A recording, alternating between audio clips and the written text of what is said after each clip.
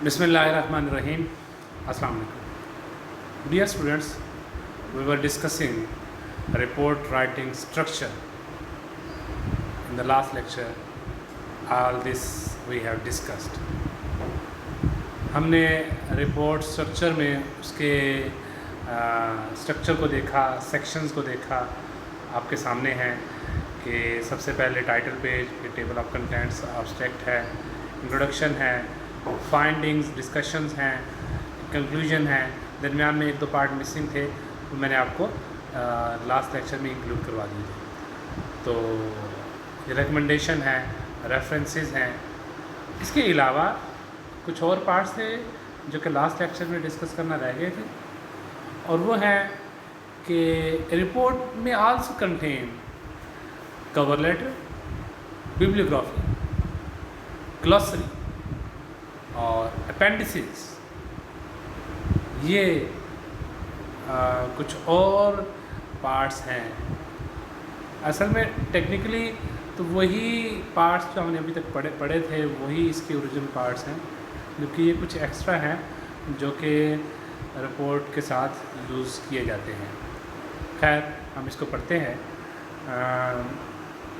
लिखता है कि The table below summarizes the main headings used in reports and outline the purpose of each section. कहते हैं कि नीचे दिया गया जो टेबल है वो हर सेक्शन की हर हेडिंग को समराइज़ कर रहा है, उसको शॉर्ट करके उसके अंदर उसको बयान किया जा रहा है, जो कि रिपोर्ट में जो सेक्शन यूज़ होते हैं। और इसके साथ साथ हर सेक्शन का पर्पस जो है वो भी यहाँ पर पॉइंट आउट किया जा रहा है। प्लीज़ नोट फर्दर हेडिंग और सब हेडिंग में बी यूज्ड। कहता है कि मज़ीद इसके अलावा कोई हेडिंग या सब हेडिंग है वो भी इस्तेमाल की जा सकती है depending on the reports content. जैसे मैंने लास्ट लेक्चर में बताया था कि एक दो हेडिंग्स मिस हैं और वो यहाँ पर इंक्लूड होनी चाहिए थी, तो यहाँ पर इसने इसी चीज़ का जिक्र कर दिया है कि कुछ हेडिंग और सब हेडिंग जो है वो इसमें स्ट्रक्चर में मज़ीद ऐड हो सकती है, लेकिन ये डिपेंड करता है रिपोर्ट की नेचर पर, रिपोर्ट के कंटेंट की नेचर पर, and are specific to individual report. और ये चीज़ें किसी भी इंडिविजुअल रिपोर्ट के लिए स्पेसिफिक हैं। मतलब कोई भी एक इनफरादी रिपोर्ट है, उसमें कुछ चीज़ों की इजाफी या कमी बेशी हो सकती है, और ये डिपेंड करता है उसकी नेचर पर। तो यहाँ पर सेक्शन में बयान कर रहा है कि पहला section title page. Title page को कहता है कि not part of the word count. Title page के जो लफ्ज़ हैं वो शुमार नहीं किए जाते हैं। एक्चुअली रिपोर्ट राइटिंग में समटाइम रिस्ट्रिक्शंस लगाई जाती हैं कि रिपोर्ट इतने वर्ड्स की होनी चाहिए।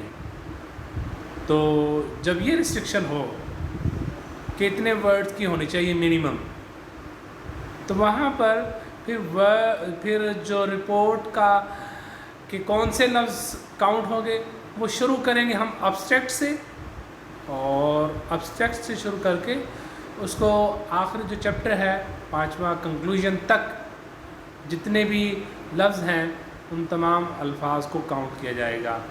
इनके अलावा जहाँ जहाँ लफ्ज़ यूज़ होते हैं वो काउंट नहीं किए जाएंगे। जैसे टाइटल पेज काउंट नहीं होगा, टेबल ऑफ कंटेंट जो है वो भी काउंट नहीं होगा। इस तरह आगे देखते हैं कौन कौन सी चीज़ें काउंट होंगी, कौन सी कुछ चीज़ें नहीं काउंट होंगी। तो एब्स्ट्रैक्ट से यानी कि स्टार्ट होता है, ये एब्स्ट्रैक्ट काउंट होगा उसमें, और एब्स्ट्रैक्ट के बाद जितने भी चैप्टर्स हैं या हेडिंग्स हैं, इंट्रोडक्शन हो गया, और इसके बाद फर्दर जितनी भी हेडिंग्स हैं टिल कंक्लूजन तक तमाम वर्ड्स काउंट होंगे। इसके अलावा उससे पहले कोई चीज़ ऐड की गई या एंड में ऐड की गई कोई भी चीज़ काउंट नहीं होगी। यहाँ पर ये हमें नई चीज़ पता चली है। तो टाइटल पेज का यहाँ पर पर्पस बयान करता है, gives the title of the report. पहला पर्पस करता है कि ये तो एक तो रिपोर्ट का टाइटल बयान करता है ये, the student name, number, the name of the person the report is being submitted to and the completion date. ये चीज़ें, चंद चीज़ें हैं टाइटल पेज में बयान की जाएंगी। एक तो सबसे ऊपर रिपोर्ट का टाइटल होगा, फिर उसके बाद स्टूडेंट नेम, स्टूडेंट का कोई नंबर है, रोल नंबर वगैरह है, रजिस्ट्रेशन नंबर है, वो मेंशन होगा, और फिर जिसको रिपोर्ट सबमिट की जा रही है उसका नेम मेंशन होगा, डिपार्टमेंट वगैरह का नेम मेंशन कर दिया जाता है, और इसके साथ साथ कंप्लीशन डेट ये मेंशन होगी। इसी तरह हमने पहले प्रपोज़ल पढ़ा था, प्रपोज़ल के अंदर भी, रिसर्च प्रपोज़ल में भी टाइटल पेज हुआ करता है, और उसमें भी यही तमाम चीज़ें आती हैं जो रिपोर्ट के टाइटल पेज में हमने यूज़ की। यही तमाम चीज़ें रिसर्च प्रपोज़ल के टाइटल पेज में भी यूज़ की जाती हैं। डिफरेंस सिर्फ इतना है कि वहाँ पर सुपरवाइज़र का नेम होता है। सुपरवाइज़र जिसके अंडर, जिस टीचर के अंडर आप वर्क कर रहे हैं, जो आपको रिसर्च करवा रहा है, दैट इज़ कॉल्ड सुपरवाइज़र, और उसी को वो प्रपोज़ल सेंड किया जाता है। तो खैर, नेक्स्ट हेडिंग, नेक्स्ट सेक्शन यहाँ पर है टेबल ऑफ द कंटेंट्स। यहाँ पर भी कहता है कि not part of the word count, shows the section of the report के तमाम सेक्शंस को ज़ाहिर करता है, गिव्स द हेडिंग्स, सब हेडिंग्स एंड पेज नंबर। कहते हैं यहाँ पर एक तो टेबल ऑफ कंटेंट में जितने सेक्शंस हैं उन तमाम सेक्शन को मेंशन किया गया होता है, जितनी हेडिंग यूज़ की गई हैं या सब हेडिंग यूज़ की गई हैं उन तब सबको मेंशन किया होता है इन ए सीक्वेंस, और हर हेडिंग के सामने अकॉर्डिंगली उसका पेज नंबर मेंशन होता है। तो नेक्स्ट है कि अब्स्ट्रैक्ट और एग्जेक्टिव समरी। इससे पहले कि चंद अल्फाज, चंद पेज आ सकते हैं यहाँ पर। एक तो डेडिकेशन का पेज भी आ सकता है, लेकिन इतना ज़्यादा कोई फॉर्मल पेज नहीं है, कोई रस्मी पेज नहीं है। डेडिकेशन अमूमी तौर पर रिसर्च प्रपोज़ल में, रिसर्च थीसिस में, रिसर्च के जो प्रोजेक्ट होते हैं वहाँ पर डेडिकेशन का एक पेज आ जाता है। इसके अलावा एक दो और पेजेस हैं सर्टिफिकेट्स के, सर्टिफिकेट ऑफ ऑथेंटिकेशन, उनके पेजेस वहाँ पर यूज़ कर दिए जाते हैं। डेडिकेशन में क्या होता है? डेडिकेशन में ये होता है कि I am dedicating this my research piece to someone, किसको मैं डेडिकेट कर रहा हूँ, to my beloved mother, to my beloved father, जिसको डेडिकेट किया जा रहा है वहाँ उस पेज पे उसका नाम मेंशन किया जाता है। इसके अलावा मैंने एक और सेक्शन बताया ऑथेंटिकेशन का, कि वहाँ पर सर्टिफिकेट का होता है। उस पेज में क्या होता है कि उसमें आदमी जो कि स्टूडेंट जो जिसने रिसर्च की होती है वो हल्फिया तौर पर इकरार करता है कि मैंने तमाम जो चीज़ें यहाँ पर लिखी हैं वो बिल्कुल दुरुस्त लिखी हैं, इसमें किसी की चोरी मैंने नहीं की।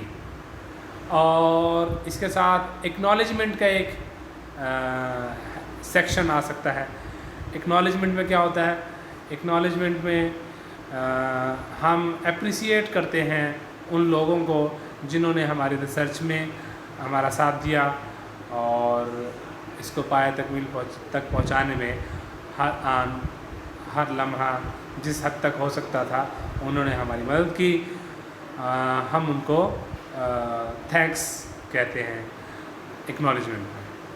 तो इस तरह ये कुछ गैर रस्मी से पेजेस हैं। तो असल यही है जो फॉर्मल पेजेस हैं कि एक तो ये टाइटल पेज जिससे कंसर्न होता है रीडर का, टेबल ऑफ कंटेंट्स इससे कंसर्न होता है, और नेक्स्ट आगे मज़ीद फार्मल पेजेस चल रहे हैं, अब्स्ट्रैक्ट और एग्जेक्टिव समरी। यहाँ पर आपको पता ही है कि शॉर्ट समरी बयान की जाती है। Gives a summary of the whole report, मुकम्मल रिपोर्ट की एक समरी बयान करता है ये। Outlines the report purpose, report का जो मकसद है उसको, मेथडोलॉजी को, फाइंडिंग्स को, मेन कंक्लूजन को एंड रिकमेंडेशन, तजावीज़ को, इन तमाम चीज़ों को ऑन दी होल हम यूँ कह लें कि ऑब्स्ट्रैक्ट जो है पूरी रिपोर्ट के जितने भी सेक्शंस हैं उन तमाम सेक्शंस की आउटलाइन बयान करता है। ये हम शॉर्टली कह सकते हैं। तो सबको आउटलाइन, सबका शॉर्ट अंदाज में बयान कर रहा होता है उनको, यानी कि ऑब्स्ट्रैक्ट पढ़ते ही रीडर अंदाज़ा लगा लेता है कि ये मेरे काम का है या नहीं, इसमें मुझसे मुतल्लिका कितना मटीरियल है, वो देखते ही उसका अंदाज़ा लगा लेता है। Mainly written in past tense and prepared last. ये मैंने पहले बताया था आपको कि पास्ट टेंस में तो लिखा ही जाता है ये ऑब्स्ट्रैक्ट, और इसको लास्ट में ही प्रिपेयर किया जाता है, शुरू में प्रिपेयर नहीं करते हम इसमें, क्योंकि अभी तक तो हमने रिसर्च का वर्क ही नहीं किया, अभी तक तो रिपोर्ट लिखी ही नहीं गई।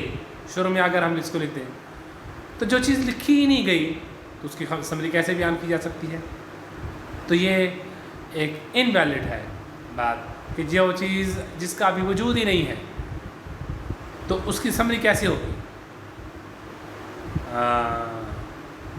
लेकिन जब उसका वजूद आ गया, जब हमने कंप्लीट कर ली रिसर्च अपनी, जब हमने अपनी रिपोर्ट मुकम्मल कर ली, अब उसका हम अब शॉर्ट मैनर में उसकी समरी बयान करेंगे और वो ऑब्स्ट्रैक्ट के नाम से जानी जाती है यूजुअली, और ये आखिर में ही बनाई जाती है, लेकिन सबसे स्टार्ट में लगाई जाती है।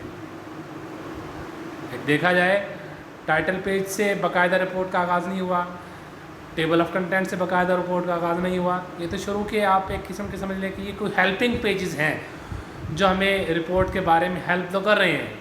टाइटल में टाइटल पेज बता रहा है हमें,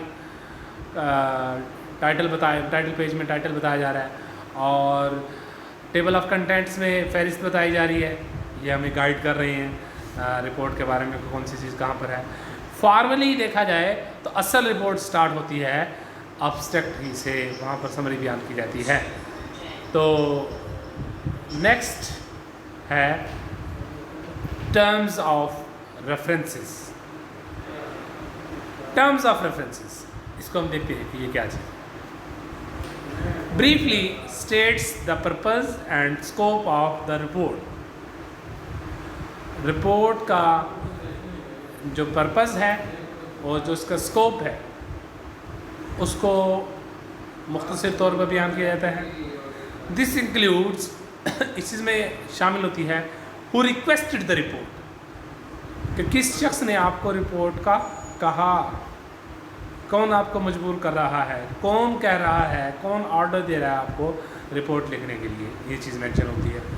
the main issue are problems to be identified, इसी में मेन इश्यूज़ बयान किए जाते हैं। मसला क्या है आपका, रिपोर्ट क्यों लिख रहे हैं आप, the reason of undertaking the report, report लिखने की वजह बयान की जाती है, and the due date of the report, और रिपोर्ट की जो ड्यू डेट है, लास्ट डेट है, वो यहाँ पर बयान की जाती है। तो इस तरह ये चंद एक सेक्शंस हैं जो यहाँ पर,